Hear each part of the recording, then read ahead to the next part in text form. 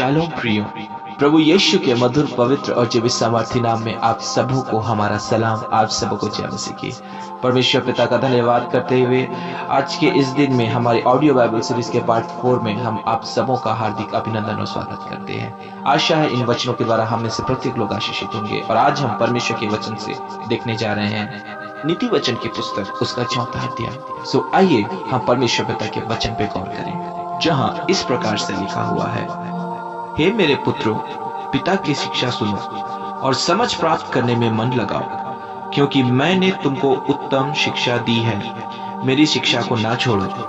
देखो, मैं भी अपने पिता का पुत्र था और अपनी माता का अकेला दुलारा था, और मेरा पिता मुझे यह कहकर सिखाता था, तेरा मन मेरे वचन पर लगा रहे, तू मेरी आज्ञाओं का पालन कर, तब जीवित रहेगा। बुद्धि को प्राप्त कर, समझ को भी प्राप्त कर, उनको भूल ना जाना, न मेरी बातों को छोड़ना।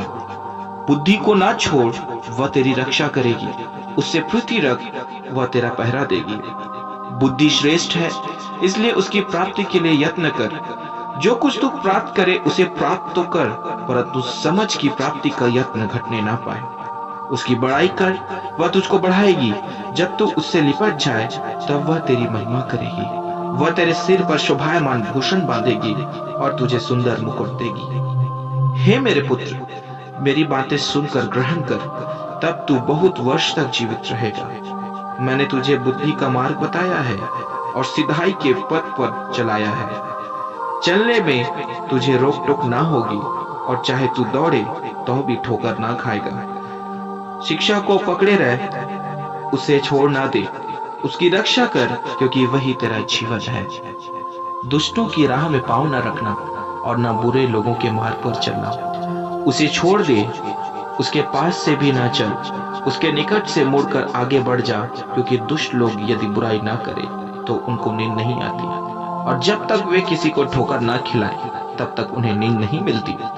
वे तो दुष्टता से कमाई हुई रोटी खाते और उपद्रव के द्वारा पाया हुआ दाख मधु पीते हैं।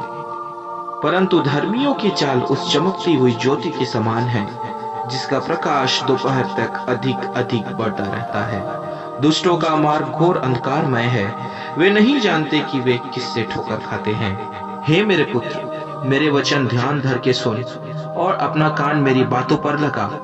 इनको अपनी आंखों की ओट ना होने दे, वरन अपने मन में धारण कर, क्योंकि जिनको वे प्राप्त होती हैं, वे उनके जीवित रहने का और उनके सारे शरीर के चंगे रहने का कारण होती हैं। सबसे अधिक अपने मन की रक्षा कर, क्योंकि जीवन का मूल स्रोत वही है।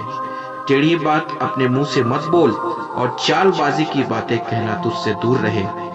तेरी आंखें सामने ही की ओर लगी रहें और तेरी पलकें आगे की ओर खुली रहें।